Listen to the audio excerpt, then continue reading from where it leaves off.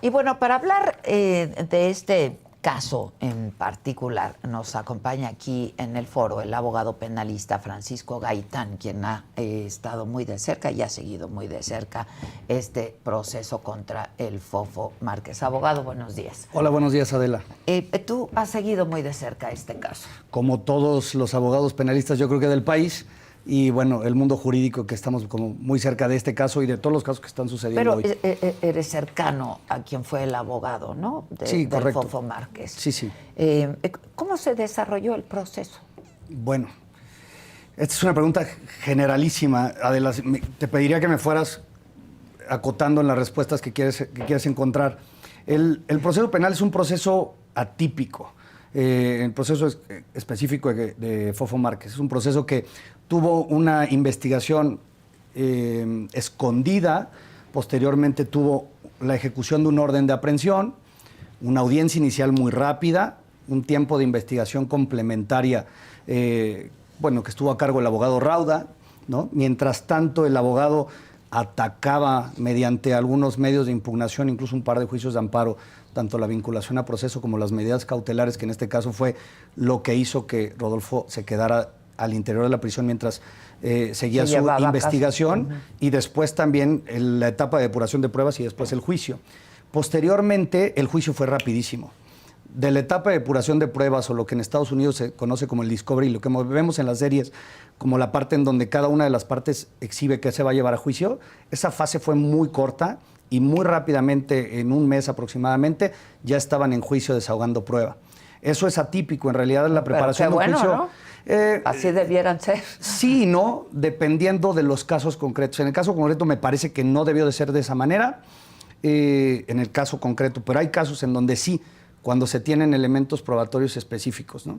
Es decir, este caso tuvo tiempos extraños y se resolvió muy rápido, y al día de hoy, estaba escuchando tu previa, pues al parecer existen como opiniones encontradas, ¿no? Es decir, no estamos como muy de acuerdo con la pena, con la valoración de la misma. Porque el caso fue muy mediático, ¿no? Pero también la evidencia estaba ahí.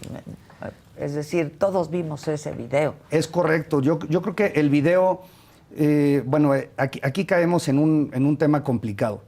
Cuando los asuntos son mediáticos a tal impacto, nosotros como sociedad o incluso los medios de comunicación le damos una valoración a la prueba. Y eso desde mi perspectiva es incorrecto. Una prueba derivada de un video es una prueba digital, o una prueba que tiene que ser incorporada a un procedimiento mediante ciertas técnicas y reglas. Tiene que ser una prueba que debe de ser valorada por una persona que la va a valorar, que en este caso única y exclusivamente es el Tribunal de Enjuiciamiento o juez de juicio oral, nada más. Es decir, obviamente es evidente que existe una agresión, es evidente que hay la posibilidad de la identidad del sujeto que cometió el delito y también de la víctima, ¿no? Todos lo vemos porque a simple vista pues parece ser que son ellos. Pero esa valoración no nos corresponde a nosotros, le corresponde el día de mañana a un tribunal, el mismo que hizo una valoración para fijar la mínima y la máxima de la pena, el mismo que dijo, yo valoro ciertos criterios específicos que tengo que decir para imponerle una sanción mínima o una sanción máxima. Ese mismo también valoró no solo el video, sino un cúmulo de estructuras probatorias que pudieran llegar a caracterizar precisamente la clasificación jurídica que tanto los abogados están debatiendo, ¿no? Es decir, ¿era el delito de lesiones agravadas o era el delito de tentativa de feminicidio? Como tal, el delito es feminicidio y está cometido en una modalidad de tentativa. Es decir, ¿qué significa que una tentativa se exista en una modalidad del delito, Adela? Significa que la intención de cometer algo, el Código Penal o el Estado te castiga por esa intención que tú tienes. Sí. Ahora bien, es imposible que alguien te castigue por la intención que tienes adentro de tu mente. Todos en algún momento podríamos llegar a decir, tengo la intención de privar de la vida a alguien, ¿no? Tengo la intención de matar a alguien. Y solo lo pensaste y jamás exteriorizaste tu voluntad. Solo fue un pensamiento. Eso no puede ser castigado, Adela. Pero la tentativa se empieza a castigar el día que yo exteriorizo la conducta de quererlo hacer. Es decir, yo tengo las ganas de matar a alguien por ser mujer. Y yo exteriorizo mi conducta para matar a alguien por el simple hecho de ser mujer. Ese es el tema que México tiene uno que prevenir y después sancionar. la estructura... Pero sí la vimos, la tentativa, ¿no? Bueno, eso es una valoración que el juez ya dictó, incluso ya está en una sentencia. Exacto. Hacia ese punto ya no nos podemos retractar, porque incluso ya el Estado así lo decidió. Es decir, la sentencia dice, eres culpable, eres responsable del feminicidio cometido en grado de tentativa. Lo que dice el juez, para explicarlo, es decir, no puedo decir mi punto de vista personal porque no estuve dentro del juicio. Ajá. Pero te podría decir, Adela, que el juez consideró que dentro de las conductas que Fofo Márquez exteriorizó, es decir, el golpe, las palabras, una serie de cosas. Por eso sirven no solo el video, Adela, sirven los testigos, sirven los peritos, sirven los análisis psicológicos y o periciales, sobre todo porque hace rato también en tu previa decías, bueno, ¿qué estamos consumiendo en las redes sociales como sociedad, no? O qué estamos nosotros también, a veces incluso apapachando como sociedad. Sí, pero eso no estaba en tela de juicio, literalmente. Jamás, el ataque jamás. Lo que siempre estuvo en tela de juicio es esta conducta exteriorizada, Adela, cumplía con las bases o estructuras de haber sido la intención de matar. Ahora bien, ahí vienen cosas técnicas, Adela. Es decir, ¿por qué no sucedió ese homicidio? Porque él mismo se retractó de matarla, es decir, te quiero matar, te golpeo, al grado que sí te quiero matar, pero yo solito entro en un lapsus de arrepentimiento momentáneo y dejo de realizar mi conducta exteriorizada para matarte y yo solito me desisto de ello. O bien llega alguien y me empuja e impide que se lleve a cabo ese resultado, Adela. Es decir, ese grado de tentativa es muy fino como para probarse. Bueno, el chiste es que ya quedó probado. Ya quedó. ¿No? Okay. Bajo esa perspectiva, yo lo único que te podría decir es, hoy en día el Estado ya lo decidió así. Okay. ¿No? Pero eso es lo que pasó. El proceso, tu pregunta inicial, que probablemente no te la estoy contestando y te estoy contestando 17 cosas adicionales, pues fue un proceso atípico en cuanto a tiempos.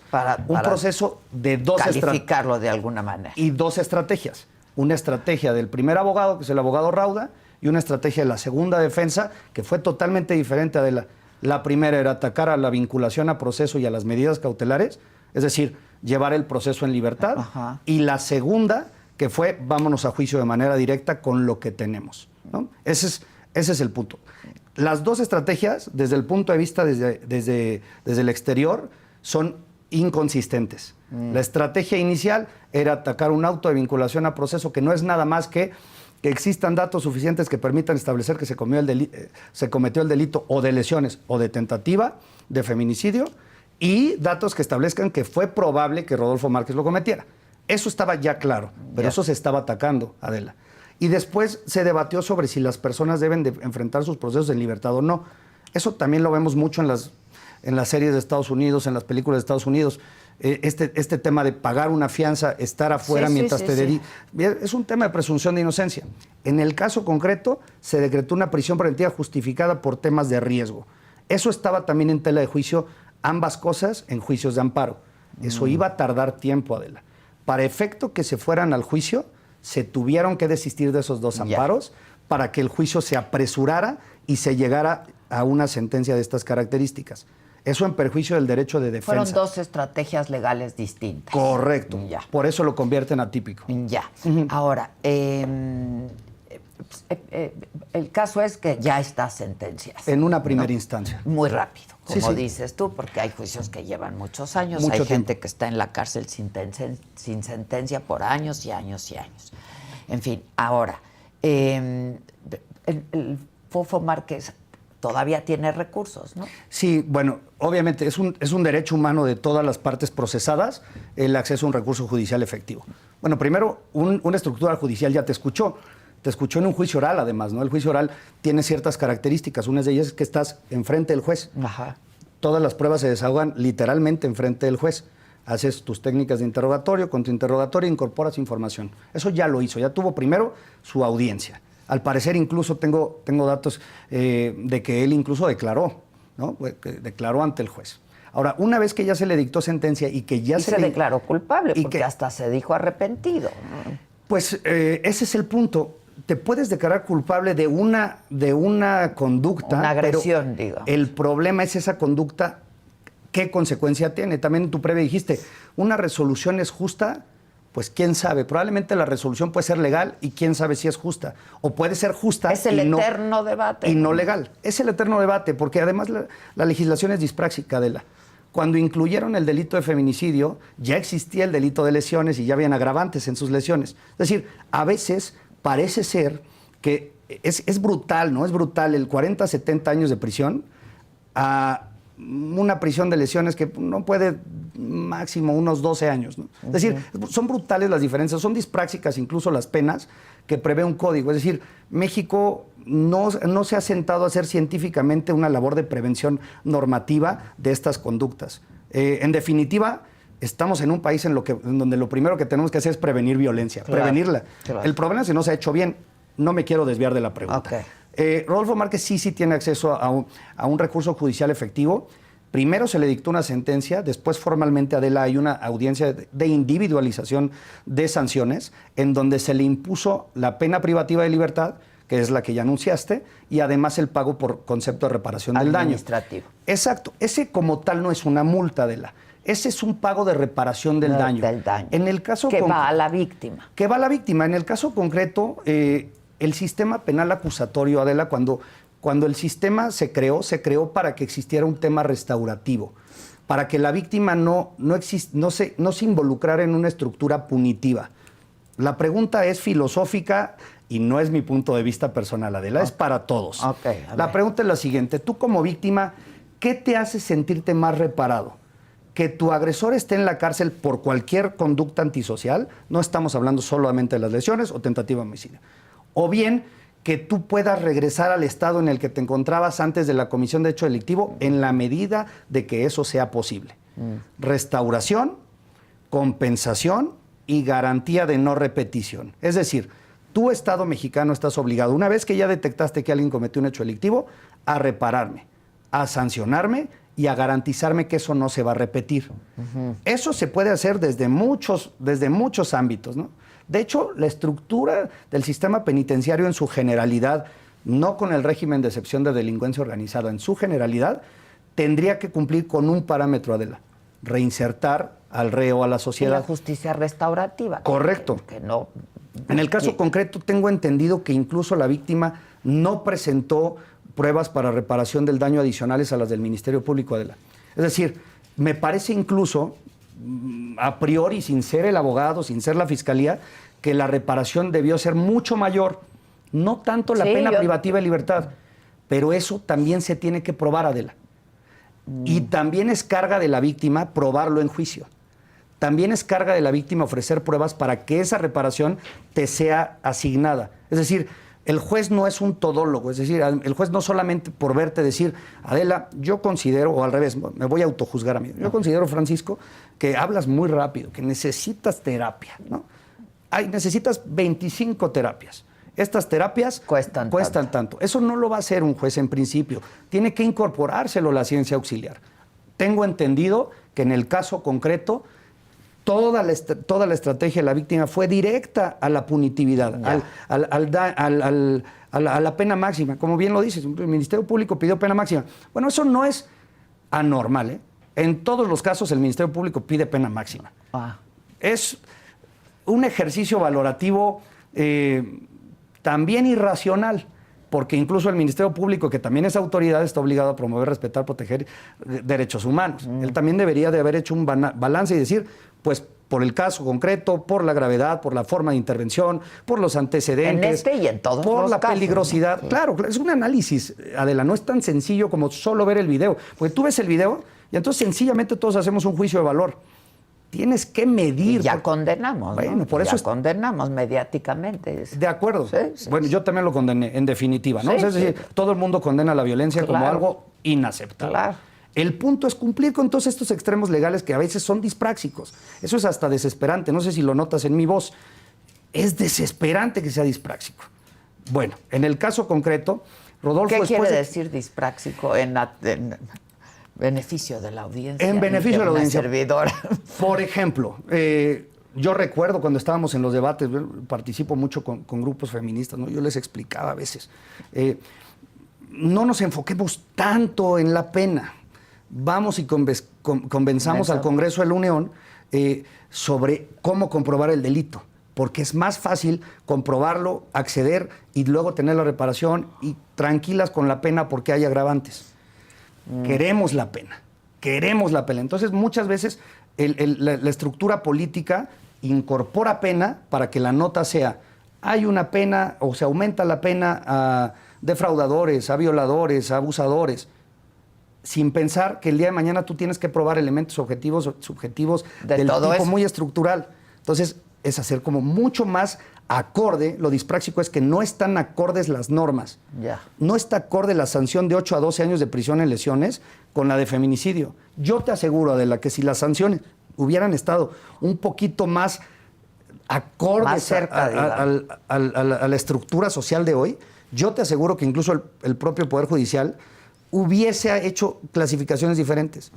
Déjame decirte algo, no sé si esto sea bueno o malo, pero te lo voy a decir mi punto de vista personal. El Poder Judicial del Estado de México venía de una resolución muy, muy complicada. Acababan de dejar en libertad a una persona por abuso sexual agravado. Y fue mediáticamente duro contra los jueces del Estado de México.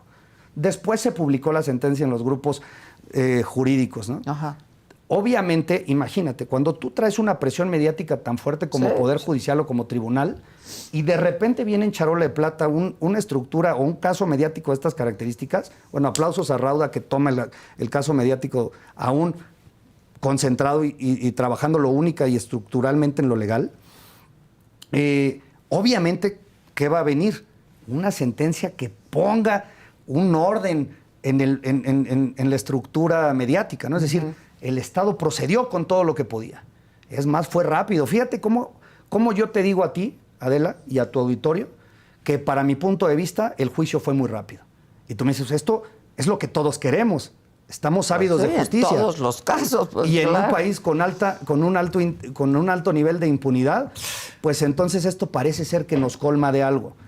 A mí me encantaría que esto, Adela, que este interés del que habla la víctima, que qué bueno que la víctima lo ha dicho. En todos los casos. Por supuesto. Que nosotros no solo porque este es mediático y entendemos que hubo mucha presión mediática. En definitiva. Sí. Bueno, me estoy yendo y lo voy a contestar rápido, perdóname. Sí, tiene derecho a apelar. Okay. Tiene derecho a apelar. Tiene, me parece, 10 días. Todavía. Fue ayer la sentencia. Sí, fue ayer. Entonces, tiene derecho a apelarla. Esta apelación la va a resolver el mismo Tribunal Superior de Justicia del Estado de México. Podría yo pronosticarte en un 99% que la sentencia se queda. Okay. Me parece que la víctima también apela porque le parece poco el rango de años. Entonces vamos a ver si el tribunal lo deja en esos años o, bueno, los aumenta. Puede ser posible. Entonces, bueno, ambas partes seguramente apelarán. ¿Van a apelar? Sí, porque si Rodolfo no apela, diciendo, bueno, me pusieron una de las posibles menores, ¿no? Porque un tercio de 40 años son 13 años, 4 meses, y en la mínima de ese primer tercio, o 2 tercios de 70 años son, ¿no? 48 años. Es decir, le tocó una no tan alta, ¿no? De 13 años a 17, ¿no? Entonces podría decir, bueno, no voy a apelar, pero si él no apela, pierde derecho a que el día de mañana él pueda interponer un juicio de amparo directo, ¿no? Le quedan 2, recursos. Digamos, sí, llamémosle así. La apelación que seguramente se va a confirmar, Adela, y posteriormente pues ya tendrá su último procedimiento, que es el juicio de amparo directo en contrasentencia definitiva, la que ya no admite ningún tipo de recurso adicional. Ya.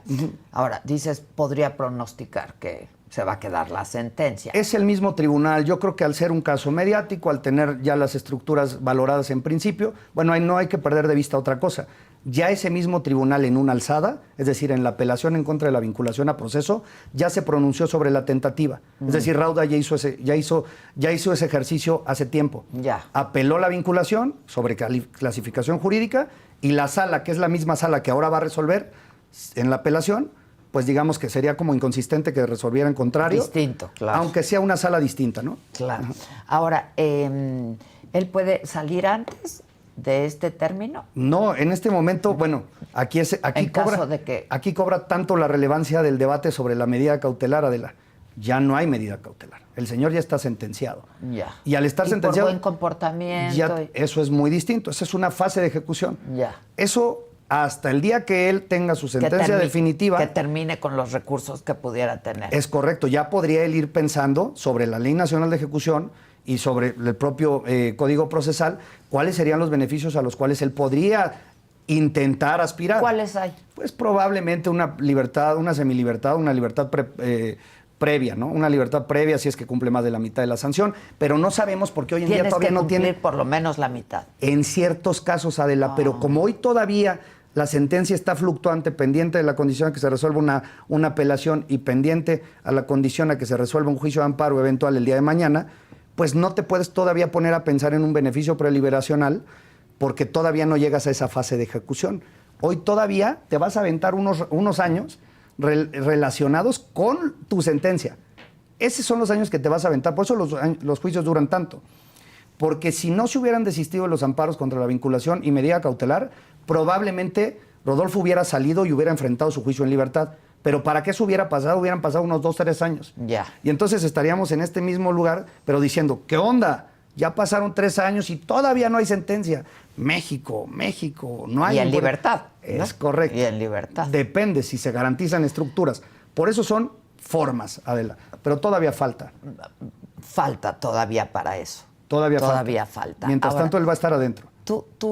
Hay quien dice aquí en el chat que parece que estás defendiendo al Fofo Márquez. No me digan eso, jamás. No, intento ser lo más imparcial. No, sí. Lo que pasa es que de pronto cuando estos casos son tan ejemplares, cuando estos casos se hacen tan mediáticos, pues la sociedad ya condenamos desde antes. Al revés, a mí me encantaría que todos los casos en donde existe violencia en contra de la mujer fueran tomados con tal seriedad y además invitaran al ámbito científico. Te voy a decir algo.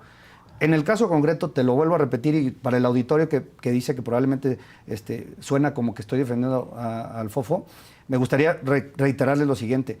Tengo entendido que en el caso concreto la reparación del daño está muy chiquita. Sí, yo también me supo a poco, la verdad, me supo a muy poco. A muy poco, Adela. ¿Y en qué momento tenemos nosotros ahí una garantía de que eso jamás se va a volver a repetir? Solo porque Fofo esté ahí adentro. Si después escuchamos a la víctima diciendo que tiene miedo de lo demás, entonces la sentencia no te garantiza tu seguridad de no repetición. ¿Sí me explicó? Es inconsistente el decir, oye, yo te impongo una sentencia... Pero ¿cómo va a haber una repetición si está adentro? Pero no por él. ¿Sí me explicó? O sea, es decir, ella se sigue sintiendo insegura. Fíjate, vamos a analízalo tú, Adela, que eres inteligentísima. He escuchado, gracias. Entrevistas que le has hecho a gente bien preparada. Pero analízalo tú. Si ella acaba de salir de una audiencia en donde se dictó sentencia condenatoria en contra de su agresor, se dicta una reparación del daño y se siente todavía una víctima, se siente todavía en temor, ya no tendría por qué, si ese fuera un discurso mediático, ella ya no tendría por qué sostenerlo porque la medida cautelar ya se acabó. Eso sostuvo en su momento la medida cautelar. Es decir, quiere decir que el Estado, independientemente de la sentencia, no cumplió con su deber de garantizar esa seguridad a la víctima. Ya. Mi pregunta es la siguiente. Cuando tú haces en tu vida general, yo también, yo he sido víctima de muchas cosas, muchas injusticias, Pues sí, aunque soy todos, abogado. de alguna manera, ¿no? ¿Cómo te sientes cuando eres víctima? Necesitas recuperarte de alguna forma, es decir, como regresar a ti, tomar tu terapia, como la quieras percibir, acercarte a Dios o no, o acercarte a Buda o no, o lo que tú quieras, que te permita regresar a ti y recuperarte. Es decir, lo que pretende la reparación, independientemente del dinero. Eso es la reparación del daño. Independientemente del dinero, porque hay muchos daños causados. Todo. El tema es dinero. El tema no solo es dinero, sino tu estructura psicoemocional. Lo importante de la víctima, Adela, es que pueda regresar a su vida normal.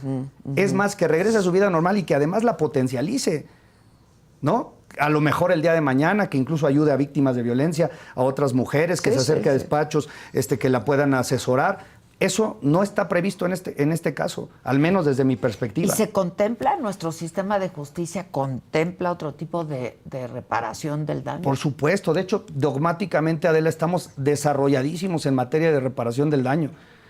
Te lo vuelvo a repetir, tengo entendido que la víctima no hizo su esfuerzo pericial para acreditarlo, ¿sí? O para incluso establecer un dictamen de daño material. Su interés estaba en que no hubiese impunidad en este caso, yo creo, ¿no? Correcto, puede ser. Pero ahí es el punto en donde le decimos entonces al auditorio, señores, Ahí entonces está el ámbito o estaba la estructura de oportunidad para que también fuera un precedente de manejo a las víctimas de cómo sí se les puede reparar.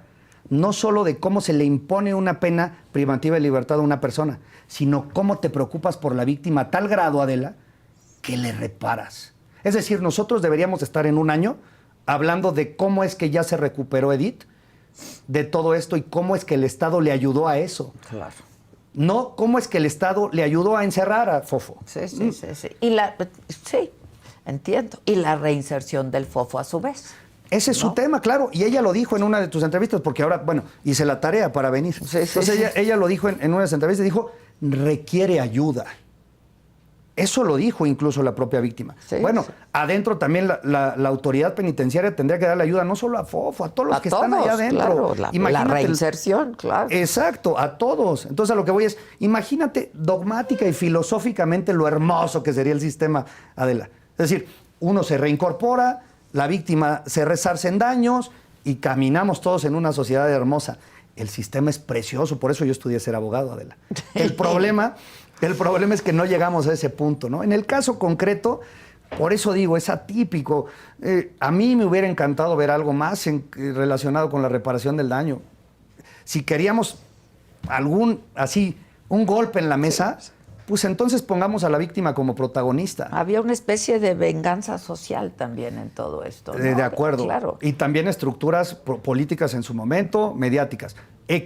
Todas independientes del hecho que se cometió. Eso es independiente, que está ya en su sentencia, en primera instancia, pendiente de resolverse en una apelación que todavía no se presenta, pero que se presentará y que creemos en un alto grado de probabilidad. Tiene 10 días, ¿no? Dices. Sí, para presentarla. Ya.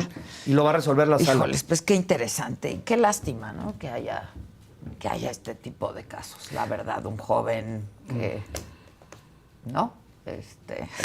Y como decía yo al principio, la verdad es que pues ya tenía tintes de prepotencia de esto, del otro, pero eso no es lo que se está juzgando ahora, ¿no? Fuiste muy precisa en tu previa también de decir lo siguiente, Adela.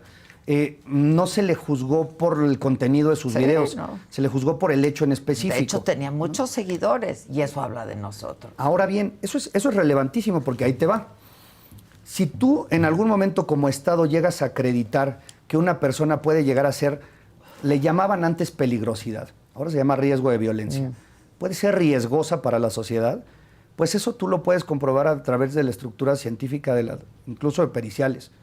Cuando tú conoces a una persona por primera vez en el one-on-one, tú dices, este cuate, espérame, no voy a volver a salir con él, me parece riesgoso. Eso imagínate que lo detecte el aspecto científico y se haga prueba. Por eso la gente, el día de mañana, nos adelantamos muchísimo, pero para que una persona, no el Fofo, quien sea, tenga acceso a un beneficio preliberacional, Adela, tiene que someterse a una serie de pruebas que te permitan establecer que ya has calmado esa parte, que ya estás con un mínimo riesgo de violencia. Claro. Entonces, yo lo que considero, como conclusión de esta parte, es el Estado es fallido en su prevención, tolera públicamente la violencia contra la mujer, ¿no? Porque tú misma lo dijiste en la previa. El contenido advierte una estructura de riesgo de violencia, la tolera, no la regula, y el día que se presenta la estructura, ya que el Estado falló en su prevención, el día cuando tiene la oportunidad de dar el manotazo sobre la mesa, se olvida de la reparación del daño y solamente se enfoca en la pena. ¿No? Es correcto. Ese es mi punto de vista personal. En definitiva, esperemos que el sistema jurídico mejore. Para eso estamos trabajando todo el tiempo. Pues ojalá, ojalá. Te agradezco mucho, muy interesante, la verdad. No, te agradezco más filosófico que otra cosa. Bueno, todo esto, pero creo que la idea es que todos se pongan a pensar sobre esto, ¿no? Sí, claro, una reflexión. Vale una reflexión. Gracias, Francisco Gaitán. Muchas gracias. Gracias, Adela. Gracias.